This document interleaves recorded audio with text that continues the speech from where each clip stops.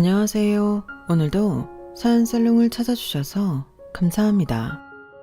저는 35, 업사이클 패브릭 브랜드를 운영하고 있는 사람입니다. 말이 저렇게 장황해서 그렇지 오래된 면 소재를 수거해서 재활용해서 가방이나 앞치마 등으로 만드는 작업을 하는 브랜드예요. 지금은 입소문을 타 자리를 잡고 안정적으로 수익을 창출하고 있지만 창업 초반엔 하루가 멀다 하고 울었어요. 창업이라는 게 정말 생각보다 쉽지 않았고 처음에는 1인 기업으로 시작하다 보니 외롭기도 많이 외로웠죠. 그때 누가 그러더군요.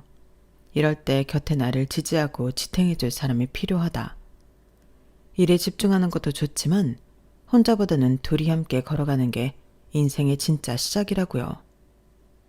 지금 와서는 아무 의미도 없는 말이지만 그때는 그 말을 참 진지하게 들었던 것 같아요. 그만큼 제 곁에 누군가가 필요했다는 뜻이겠죠. 하지만 가장 힘들 때 만나 저를 지탱하는 줄 알았던 사람이 사실은 제게 기대기만 하려는 사람이라는 걸 알았을 때의 충격은 말로 표현할 수 없을 정도로 참담하더군요. 그 사람을 처음 만난 건 지인의 소개로 나간 한 저녁자리였어요. 창업 준비로 한참 눈코 뜰 새 없이 바쁠 때였고 마음의 여유라고는 조금도 없었어요. 이 형 정말 좋은 사람이에요. 둘이 잘해봤으면 좋겠는데. 당시엔 새로운 사람을 만나는 일 자체가 너무 피곤했던지라 별로 관심이 안 갔어요.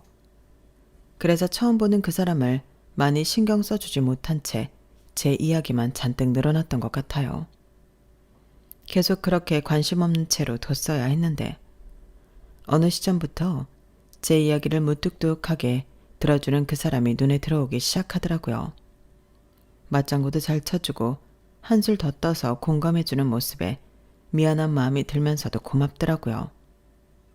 당시 제가 하도 매번 비슷한 고민을 얘기하고 다녀서인지 주변 사람들의 반응은 거기서 거기였는데 정말 오랜만에 제 이야기를 막 털어놓고 싶은 상대가 생긴 거죠.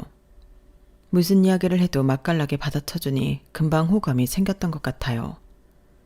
게다가 막막하기만 했던 제 브랜드 사업의 비전을 봐주고 절대적인 지지와 존경을 보내주기까지 했어요.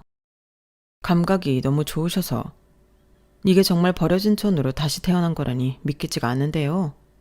저도 누나가 있는데 이런 아기자기한 티코스터 같은 걸 참 좋아하거든요. 앞치마도 꼭 이렇게 예쁜 걸 사요. 이왕 요리하는 거 예쁜 거 입고 기분 좋게 하고 싶다고. 그래요. 저도 제가 하는 일이 너무 좋고 보람이 있어서 시작했는데 막상 사업을 하려다 보니 마음처럼 잘 안 될 때도 있고 이걸 사람들이 좋아해 줄까 막막할 때도 있더라고요. 그런데 동우 씨 이야기를 들으니까 너무 힘이 되네요. 분명 잘 될 거예요, 세연 씨. 저는 평생 직장에만 다녔던 사람이라 그런지 자기 일을 찾고 해내는 세연 씨가 너무 멋지고 대단해 보여요. 참 멋있어요, 세연 씨. 안정적이었던 그 사람과 새로운 일에 뛰어드는 도전적인 성향의 저는 서로가 갖지 못한 부분에 끌렸어요. 그 사람이 주는 위로와 응원이 너무나 크게 와닿았고 제가 하는 일에 대한 확신과 존경은 당시 제게 꼭 필요한 양분이었어요.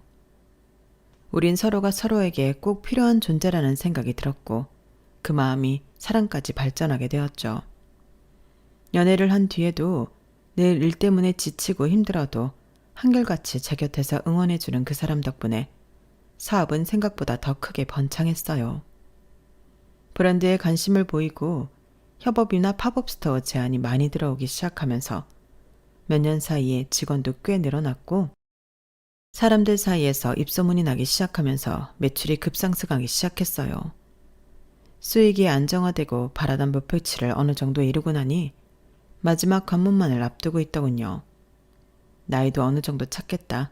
결혼만 하면 된다는 생각이 들었어요.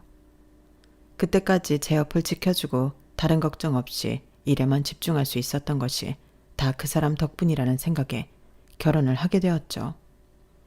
하지만 결혼을 준비해보니 결혼은 현실이라는 말이 정말 딱 맞더군요. 그동안 제 일 하느라 바빠서 남편의 일까지는 신경을 많이 못 써줬는데 연애하는 동안 남편은 잦은 퇴사와 이직을 겪느라 저에 비해 돈을 많이 못 모아둔 상태였어요. 그래도 상관은 없었어요.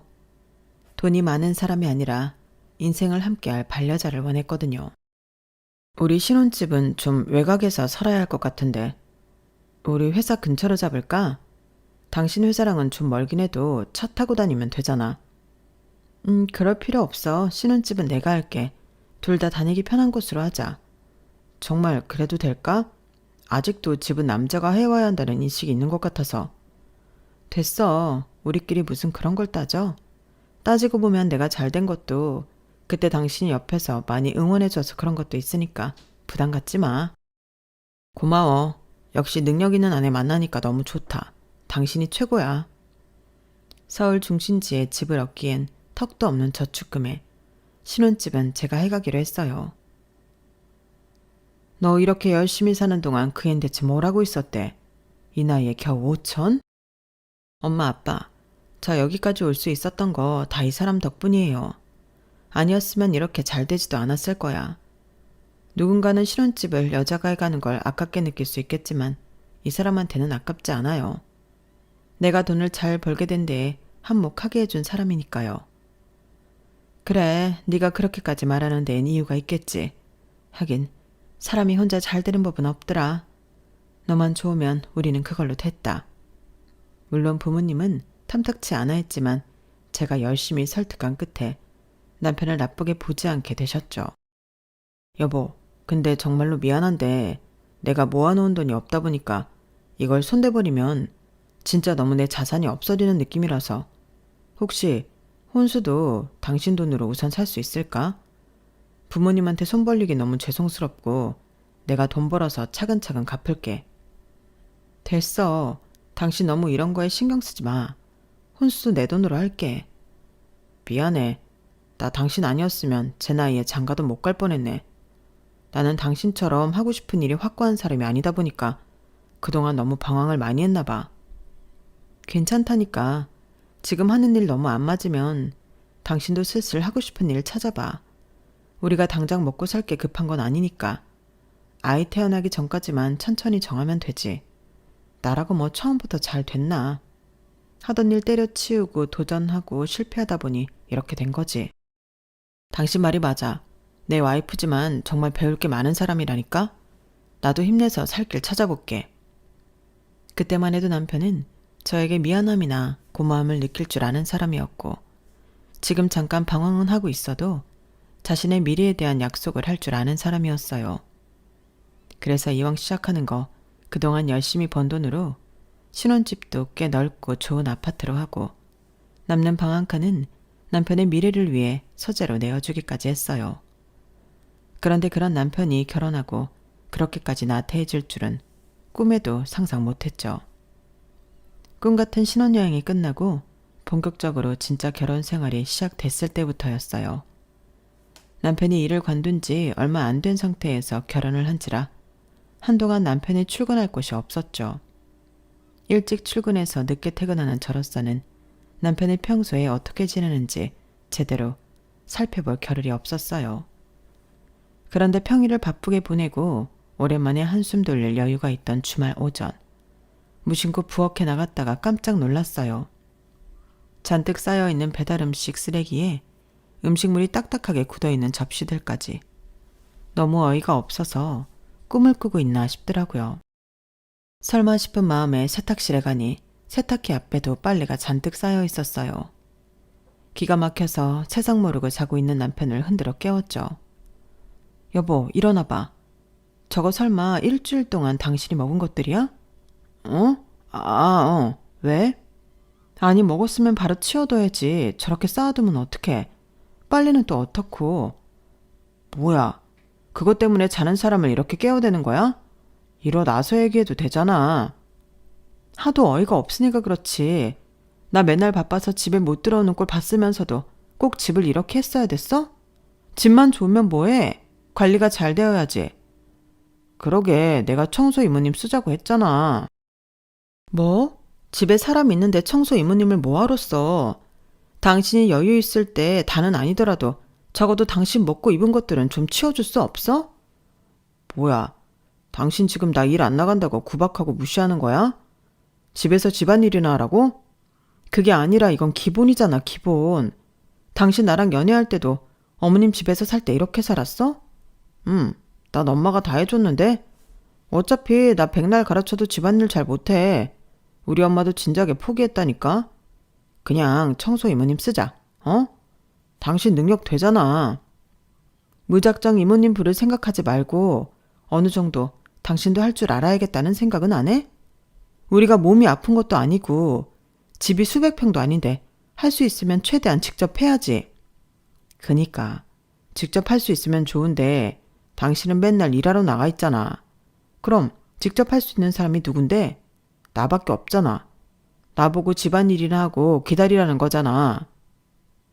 제가 바란 건 그저 본인이 먹고 쓴 접시, 설거지, 이분업 빨래 같은 아주 기본적인 것들 뿐이었는데도 남편은 자격지심 때문인지 역정을 내더군요. 더 이상 말해봤자 말이 통하지 않을 것 같았고 남편에게 혹시 이직을 준비하면서 약간 우울증 같은 것이 생겼나 싶어서 싸움은 그쯤에서 관뒀어요. 얼마 없는 푹 쉬는 날, 그날은 하루 종일 집안일에 투자해야 했죠.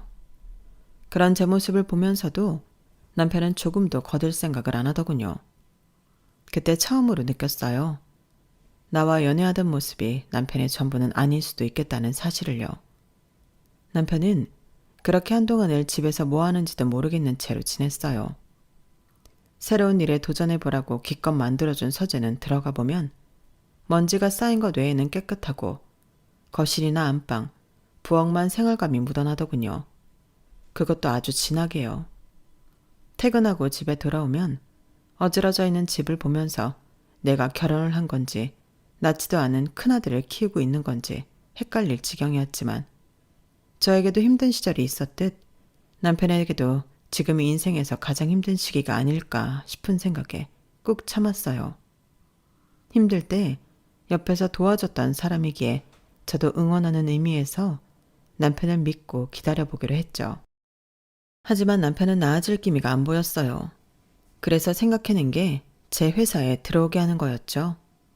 일을 좀 하다 보면 남편도 달라지지 않을까 하는 기대였어요. 여보, 일이 잘 안 구해지는 거면 구할 때까지 우리 회사에서 일해볼래? 정말? 나 잘할 수 있어. 일 시켜만 줘. 당신 일 구할 때까지만 같이 일해보자. 개인적으로 남편과 쭉 제 회사에서 일할 생각은 없었기에 남편이 자기 일을 찾아갈 때까지만 일하게 하고 싶은 마음이었지만 남편은 그럴 생각이 없어 보였어요. 여보, 당신 회사에서 일하니까 너무 재밌는 거 있지?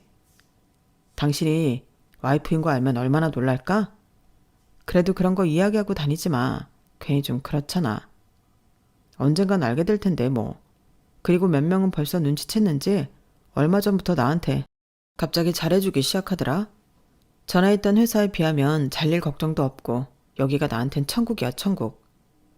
남편은 오히려 제가 대표로 있는 회사에 다니는 걸 즐기더라고요. 거기까지 뭐 처음엔 그럴 수 있다고 생각했어요. 그런데 남편은 점점 선을 넘기 시작했죠. 어버이날에 시댁에 갔을 때였어요.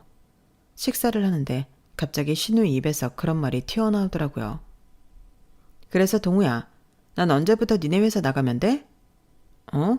그건 아직 상의를 안 해봐서 날짜 정해지면 말해줄게. 여보, 그게 무슨 소리야? 어머, 몰랐어? 나 다음 달부터 올케네 회사 나가기로 했잖아. 저는 전혀 모르는 이야기인데요. 당신이 설명해봐. 어떻게 된 거야? 아, 내가 전에 말했잖아. 누나가 이런 거 좋아한다고. 한번 이쪽으로 제대로 일해보고 싶대. 그래서 내가 다음 달부터 출근하라고 했거든. 뭐라고? 어떻게 그걸 대표인 나한테도 말 한마디 없이 결정할 수가 있어? 그리고 무슨 부서에 뭘로 들어올 건데? 디자이너로 뽑으려고. 우리 누나도 감각이 꽤 괜찮아. 지금 하는 건 너무 디자인이 거기서 거기잖아. 좀 새로운 바람이 필요할 것 같은데?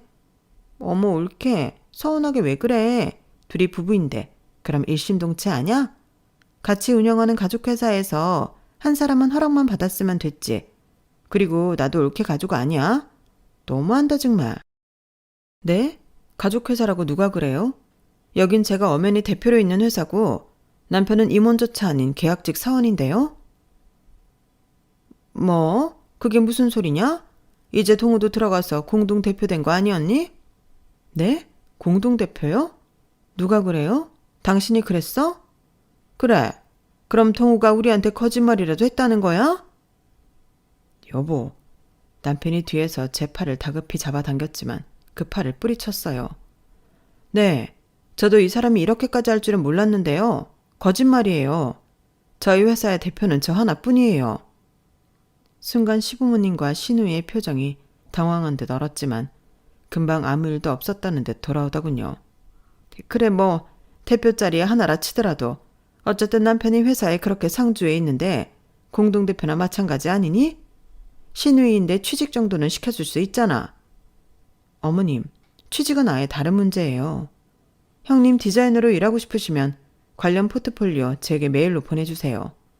보고 괜찮으면 연락드릴게요. 뭐라고? 여보, 뭘 그렇게까지 해. 우리 누나 정말 이런 쪽에 감각 있다니까. 그러니까 당신 말만 듣고 어떻게 취직을 시키냐고. 나도 낙하산 뽑을 땐 최소한의 할 말이라도 있어야 할 거 아냐. 그 감각 나도 좀 보고 뽑자.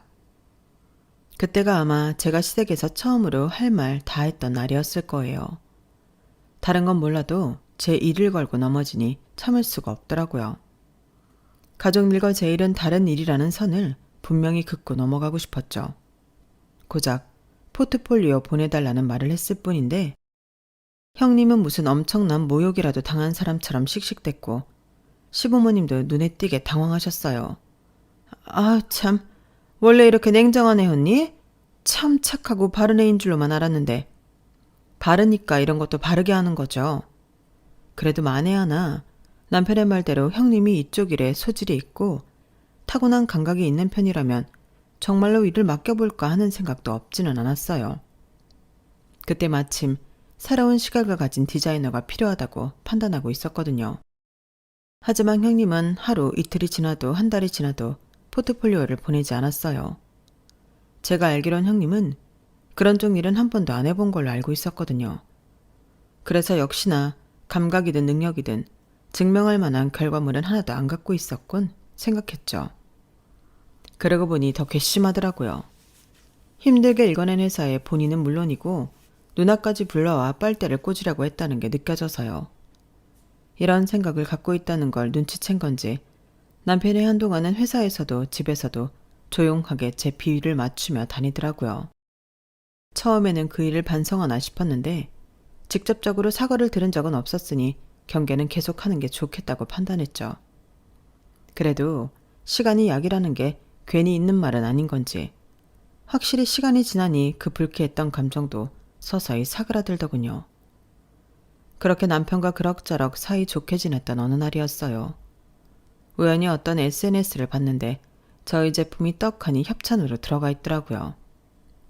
제품 광고 의뢰를 할 때 무엇보다도 가장 중요하게 생각하는 게 제품과 모델의 이미지인데 우리 제품과는 전혀 어울리지 않는 엉뚱한 사람에게 협찬이 갔더라고요.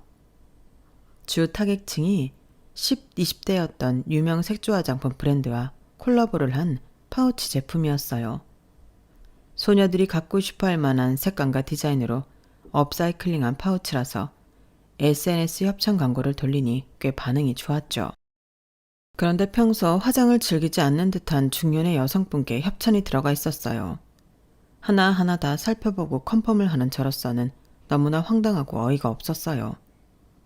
당장 담당자를 통해 어떻게 된 건지 알아봐 달라고 했고 전해 들은 소식은 충격적이었어요. 그게 기획팀 과장님께서 이 사람한테 꼭 협찬을 하나 하라고 신신당부를 하셔서 어쩔 수가 없었습니다. 뭐라고요? 알고 보니 남편이 마케팅 부서에 그 사람을 적극 추천한 모양이더군요. 하지만 그 사람은 팔로워 수도 많지 않고 한때 유아 계정을 운영하다가 게시물을 올린 지 않은 지도 꽤 된 사람이었어요. 얼굴조차 낯선 사람인지라 대체 어떤 연유로 이 사람한테 맡기게 된 건지 조사해보니 시누이와 절친한 친구 사이인 모양이더군요. 기가 막혔죠. 화가 나는 걸 꾹 참고 퇴근을 했는데 집에 도착한 남편이 하는 말에 결국 뚜껑이 열리고 말았어요. 여보, 있잖아. 나 직급 좀 올려주면 안 돼? 이제 회사 사람들이 다 내가 당신 남편인 거 아는데 내 직급이 과장인 게 좀 민망해. 당신 말대로 대표까진 아니더라도 이젠 직급 좀 올려줬으면 좋겠는데? 당신이 우리 회사에서 하는 일이 뭐가 있다고 직급을 올려? 당신보다 일 많이 하고 아이디어 내서 매출 올린 다른 직원들만 해도 벌써 몇 명이나 떠오르는데, 당신 직급 올릴 거면 그 사람들 직급을 먼저 올려주는 게 회사에 더 이득 아닐까? 뭐? 당신 어떻게 서운하게 말을 그렇게 해? 내가 회사에 아무런 도움도 안 된다는 소리야? 모르는 분야여도 늘 새롭게 배우는 마음으로 성실하게 임하고 있어. 당신이 몰라서 그렇지. 아, 그래? 그렇게 모르는데 모델은 당신 마음대로 뽑아서 협찬을 해줬어? 뭐? 그걸 마케팅 과장이 얘기한 거야?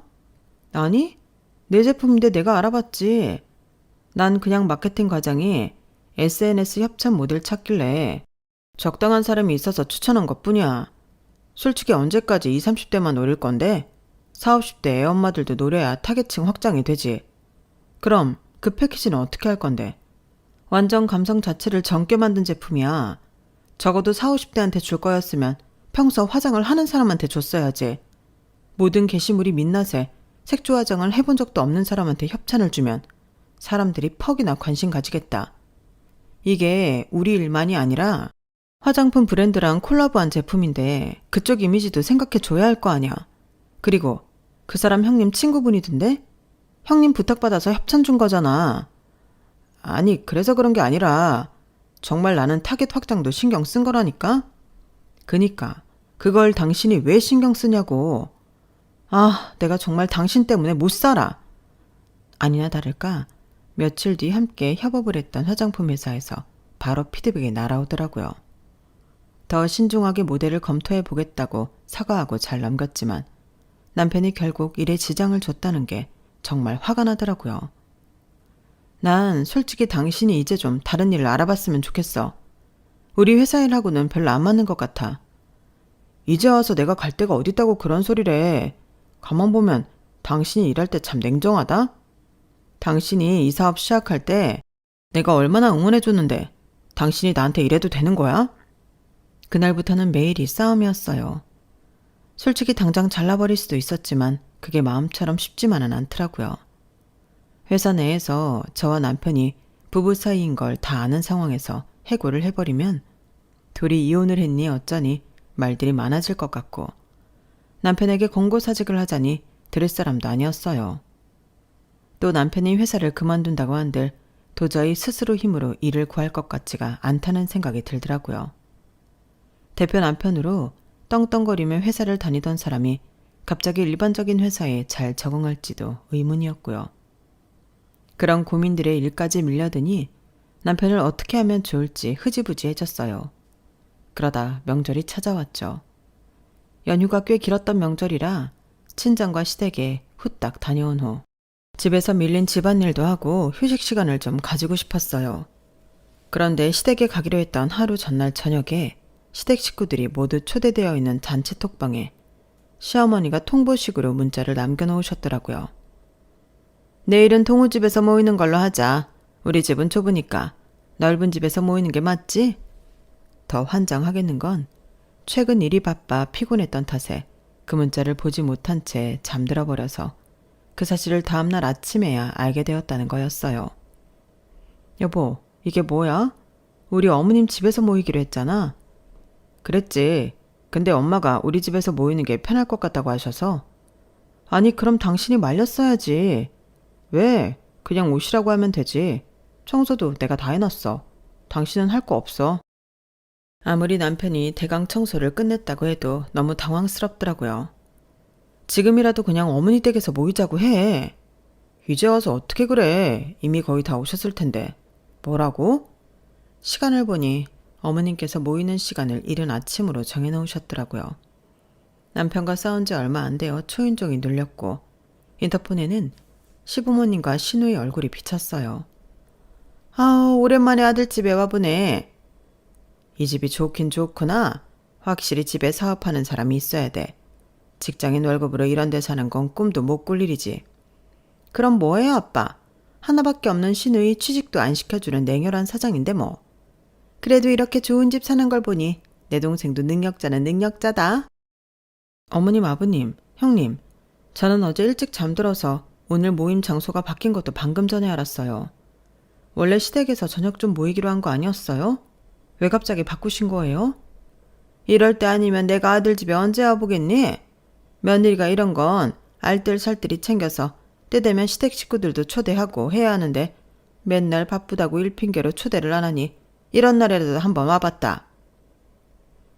그래, 우리가 사업하는 며느리 보고 매번 이리 와라 저리 가라는 것도 영 찜찜하고 말이지. 너 피곤하니 우리가 직접 움직이는 것도 방법일 것 같아 이리 와봤다. 아유, 얼굴 봐라. 피곤하긴 한 모양이네. 엄청 상했어. 나도 어차피 올케 덕보는 건 물 건너갔으니 명절이라도 좀 쾌적한 집에서 쾌적하게 시간 보내자. 그 정도는 괜찮지 올케? 시댁 식구들은 아주 다 같이 모여서 절 골탕 먹이려고 작정이라고 한 사람들 마냥 죽이 척척 맞더라고요. 시댁 식구들 그러는 거야 하루 이틀도 아니고. 그러려니 싶었지만 그걸 방관하면서 이 상황을 내심 즐거워하는 듯한 남편의 태도가 몹시 거슬렸죠. 당신이 초대한 거니까 당신이 알아서 해. 그래서 전 시댁 식구들과 손님 마냥 앉아 있었어요. 남편이 괘씸해서 손 하나 까딱하고 싶지 않더라고요. 제 말을 들은 시부모님께서는 처음에는 설마 싶은 표정이셨지만 제가 정말로 자리에 엉덩이를 무겁게 붙이고 있으니 점점 표정이 굳어가더라고요. 저 피곤한 줄은 어떻게 아시고 이렇게 와주셔서 감사해요.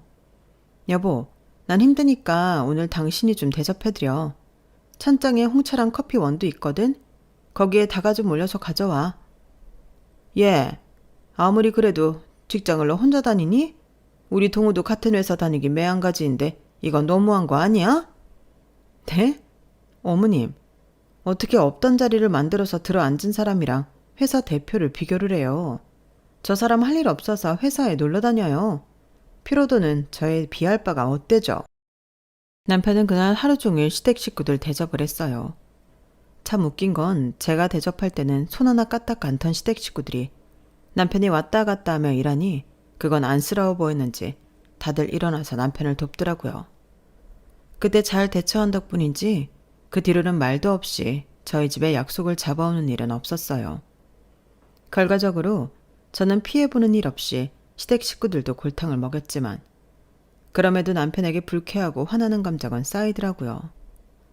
그러는 중간에도 시간은 흘러 결혼 1주년을 앞두고 있던 어느 날이었어요. 여보, 우리 곧 1주년인데 어디 여행이라도 갈까? 여행? 갑자기 무슨 여행이야. 우리끼리 여행 가서 뭐하게.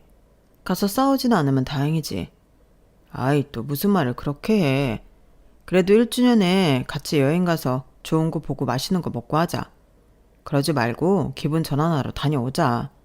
우리 그동안 너무 서로한테 예민하게 굴었잖아. 여행 다녀오면 좀 나아질 수도 있지. 잦은 다툼 때문에 처음엔 남편과 1주년 기념 여행 따위 함께 갈 생각은 조금도 없었어요. 하지만 남편은 그 시기에 정말 제비일을 잘 맞췄고 계속해서 일 때문에 피곤해서 둘 다 신경이 날카로워져서 그렇다는 말로 저를 설득하더군요. 지금 생각해보면 얼마나 여행을 가고 싶었길래 그렇게 살살 기었나 싶네요. 아무튼 일에 치여있던 건 사실이니 계속된 설득에 솔깃해지긴 하더라고요.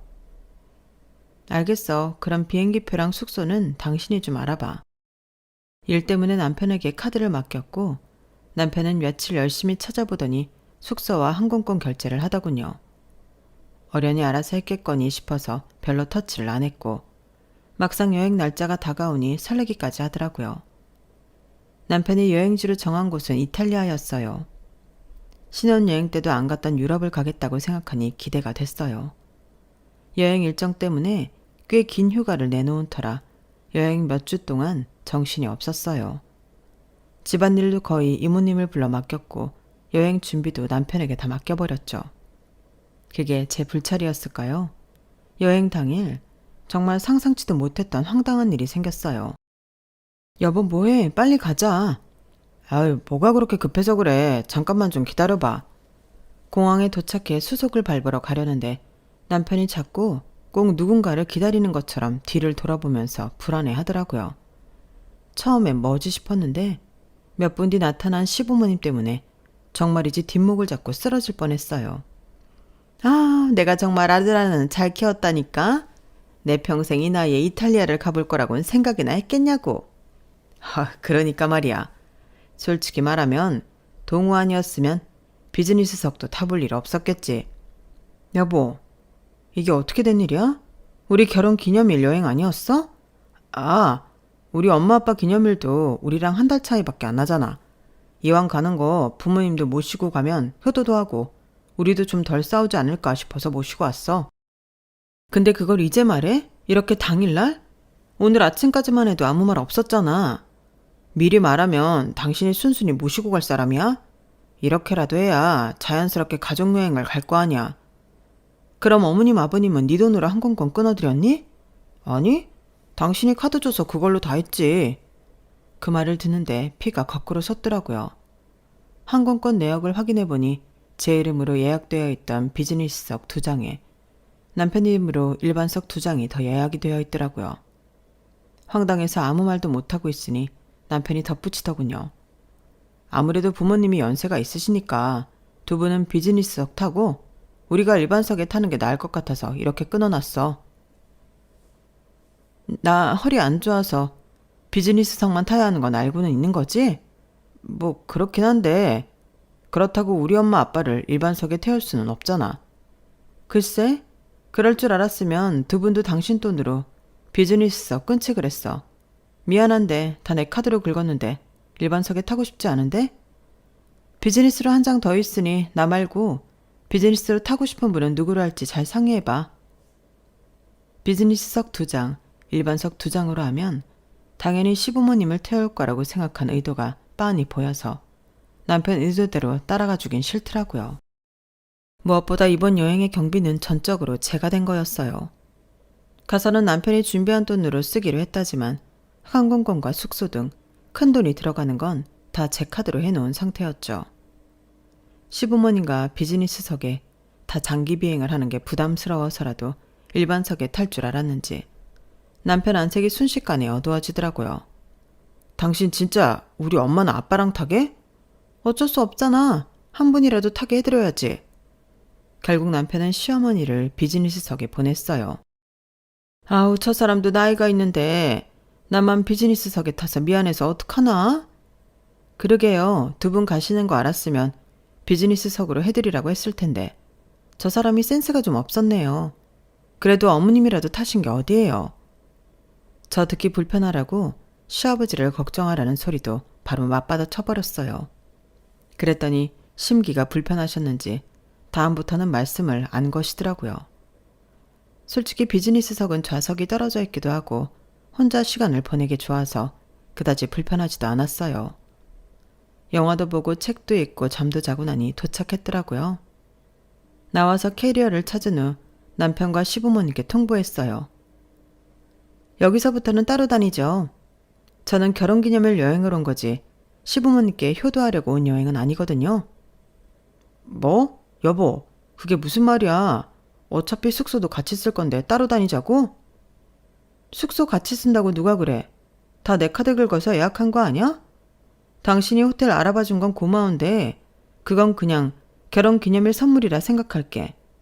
돈 한 푼 안 들이고 예약만 해준 건데 이거라도 선물이라 생각 안 하면 내가 너무 슬프잖아. 시부모님이랑 올 줄 알았으면 난 안 왔지. 나한테 미리 말 안 해준 건 당신이니까 두 분 모시고 어디서 묵을지는 당신이 알아서 해. 말 다 했어?